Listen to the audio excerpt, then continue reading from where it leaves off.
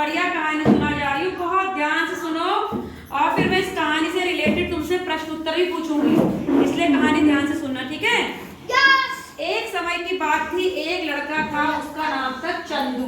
क्या नाम था? चंदू। वो भी तुम्हारी तरह स्कूल में पढ़ता, और जब उसकी स्कूल की पढ़ाई पूरी हो गई तो उसको कहीं नौकरी वोकरी मिली नहीं, उसने मेहनत भी नहीं करी, तो अपने दरवाजे पे बैठे और रोता रहता, हाय मेरी किस्मत, हाय मेरी किस्मत, मेरी तो नौकरी नहीं लग रही, हाय मेरी किस्मत, हाय मेरी किस्मत।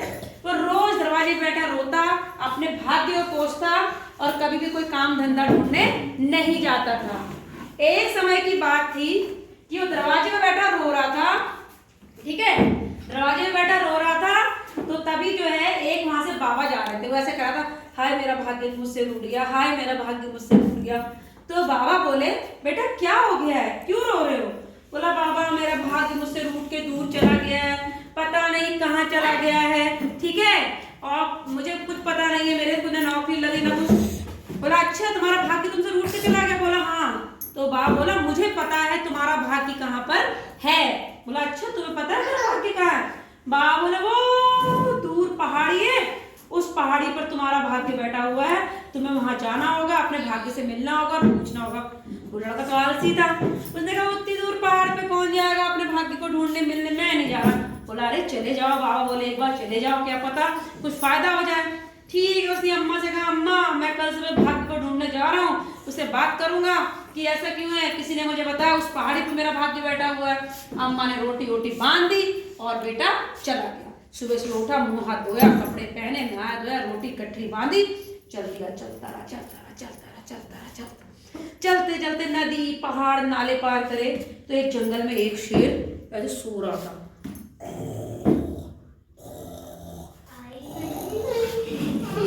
तो वो शेर बहुत बीमार लग रहा था। उसने कहा, भैया कि तुम तो बड़े बीमार लग रहे हो, शेर राजा तुम्हें क्या हो गया? बोला, बहुत बीमार हूँ, बहुत दिनों से बीमार हूँ, तुम कहाँ जा रहे हो?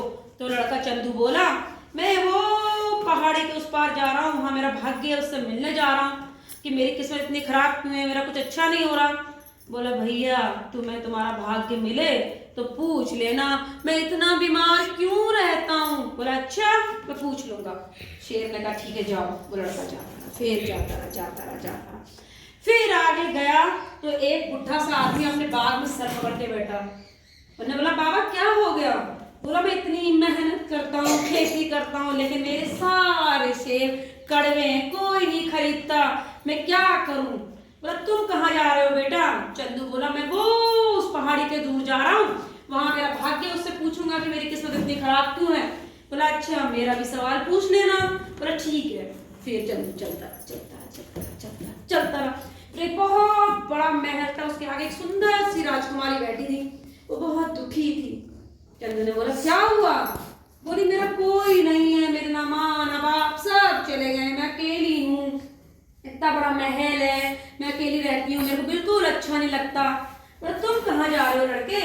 तो लड़का बोला, मैं वो उस पहाड़ी से दूर जा रहा हूँ, वहां मेरा भाग्य है, उससे मैं पूछने जा रहा हूँ कि मेरी किस्मत इतनी खराब क्यों है, तुम क्यों चले गए मुझसे रूठ के? अच्छा तो तुम उनसे ही पूछना कि मेरी किस्मत कब खुलेगी।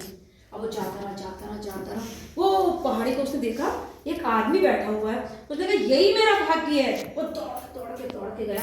बोला, अच्छा तो तुम मेरे भाग्य हो, यहाँ बैठे हो तुम? अच्छा, और मैं कितने दिनों से परेशान था तुम्हारे लिए, ये बताओ कि मेरी किस्मत कब खुलेगी? बोला, अच्छा। उस आदमी ने भी कहा, लगता है ऐसे ही है कोई परदेसी।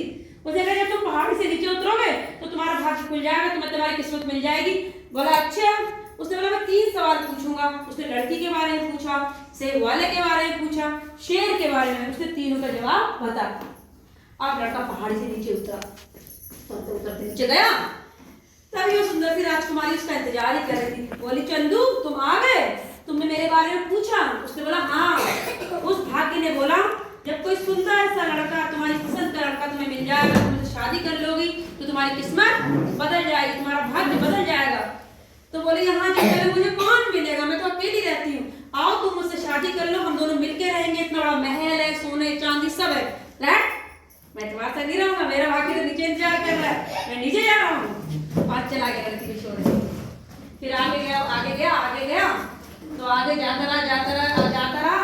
आगे जाके क्या हुआ, आगे कौन मिला, बाघ वाला, सेब के बाघ वाला। उसने कहा अरे चंदू आ गए, तुम्हारा भाग्य मिल गया। बोला हाँ मेरा भाग्य मिल गया। बोला क्या बताया तुम्हारे भाग्य ने। बोला मेरे भाग्य ने कहा है कि तुम्हारा जो बाग है उसके सामने जो झरना है ना, उस झरने के नीचे सोने की खान है, उसमें बहुत सारा सोना है। उस सोने के कारण तुम्हारा बाग का पानी कड़वा, तुम्हारे बाग के आम सेब सब कड़वे हो रहे हैं। उस सोने को खोद के निकाल लो, नहीं तो दूसरे झरने से पानी लाओ। बुड्ढा बोला मैं इतना बुड्ढा हूँ, मैं कैसे खोदूंगा, चलो तुम मेरे साथ चलो, दोनों मिलके खोदेंगे और सोना तुम रख लेना और पानी मैं अपने खेत में ले आऊंगा। मैं ध्यान रख लूंगा, मेरा भाग्य तो नीचे खड़ा है, मेरी तो किस्मत नीचे इंतजार कर रही है। और उसका सोना भी नहीं लिया और वो चला गया।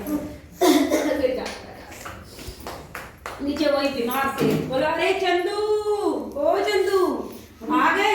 बोला हाँ। बोला तुम्हें तुम्हारा भाग्य मिल गया। बोला हाँ हाँ मेरा भाग्य मुझे मिल गया। बोला तुम्हारे भाग्य ने क्या कहा। बोला मेरे भाग्य ने कहा दुनिया का सबसे मूर्ख लड़का जब तुम्हें मिलेगा तुम उसका सर खा लेना और तुम्हारी बुद्धि और तुम्हारी सारी बीमारी ठीक हो जाएगी। बोला अच्छा। राजकुमारी का उसने सारी बातें बताई, ये सब बताई। शेर ने फट से ऐसे करके पट से उसका मुंह काटा और खा गया। बोला तू ये दुनिया का सबसे मूर्ख, सोना छोड़ आया, राजकुमारी छोड़ आया, तुझसे बड़ा मूर्ख कोई नहीं है और तेरा स्वर खा के ही मेरे को जो है बीमारी ठीक होगी। तो कैसी लगी कहानी, देखा चंदू कितना मूर्ख था। उसे ये अकल नहीं थी कि जो मिल रहा है उसे रख लो, वो अच्छे से अच्छे भाग्य के इंतजार में जाता रहा और अंत में उसे मरना पड़ा। इसीलिए जो मिले उसमें संतुष्ट रहो, मेहनत करो, तभी तुम्हारी किस्मत